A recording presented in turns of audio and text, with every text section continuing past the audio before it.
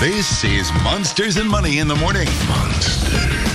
Well, folks, let me tell you something. Tuesday morning, we rolled into the chorus room of Dr. David Baar over at Providence St. Mel to present him with a Golden Apple Teaching Award. And members of his family came all the way in from Michigan for the big event. And one of his brothers, matter of fact, I guess he hadn't seen in over 4 years, came in for the presentation.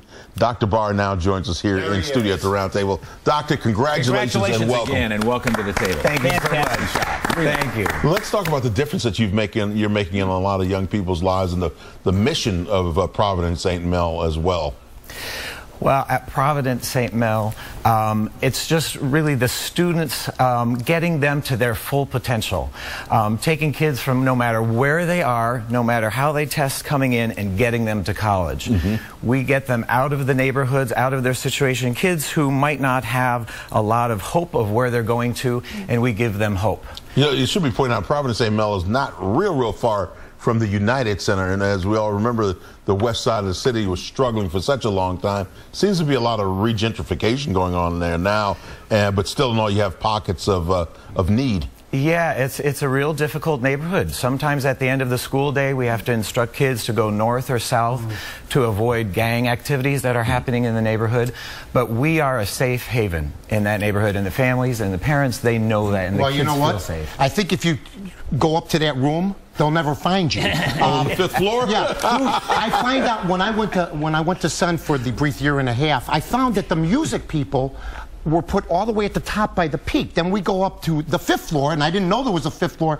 There's got to be a reason besides the fact they want to hide you guys. Is it because of the sound and everything else? No, it's just because that's a larger room, and we have space, and it's great. Sort of our 5th floor has become our music department. My wife is my department chair, and she's on one end of the 5th floor. I'm on the other end. Band is up there, and it's great to have kind of the fine arts floor. And how's it working for the boss? Working for the boss, it's great. I have to say, one of the reasons why I feel successful is because of my wife. My wife is a great musician, much better musician than I am. She should be the one getting this award, but she's an administrator now, so she's not eligible. As part of this, ultimately you end up as part of this fellowship of winners, and then you go on to mentor students along the way who may also want to become teachers.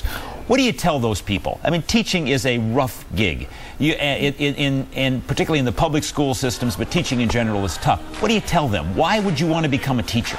Well, you have to have the passion. You hear teachers say that. You have to have a passion for it. I have a passion for music. You have to love your subject area. You have to love the students. I was so honored when one of our board members, Marcia Doan, said yesterday, talking about me, that it's the connection that you have with the students and making a difference in their lives. And music does that. It touches you. It touches your heart. It touches your soul. And that's how you connect with the kids. And it's that passion of your subject, passion of the students, believing in what you're doing. And at Providence St. Mel, we believe what they're doing there. You know, and it also importance of the importance, though, of continuing music programs, athletic programs in the schools. Because if we want to, if we're going to start cheating our youngsters out of those kinds of opportunities, we're making, I think, a major mistake. I was in band and chorus and all that in high school, and I can't tell you the difference that it made for me. It makes a huge difference, and luckily our administration knows that, and the arts are so important.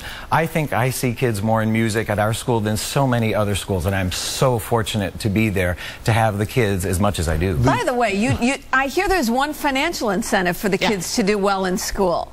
I am told that, well, you tell me about the share of stock they get? Well, my students backstage were listening to the stock reports, and one of our students said, "Oh, my stock went up," and everybody's ears perked up. Our students get stock for good grades. And it builds up, and they collect stock each quarter, and another incentive is they don't get it until they graduate. So they build up a stock portfolio, which they get when they graduate. And now with the Golden Apple Award, you get to go to Northwestern now, right, for a quarter?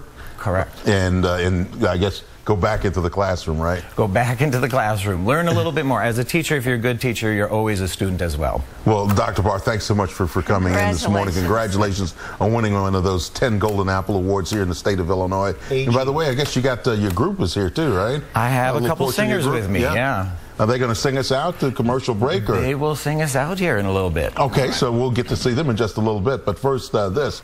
And, of course, we are honored and thrilled today to have the talented young musicians from Providence St. Mel with us this morning and their award-winning director. Let's take a listen.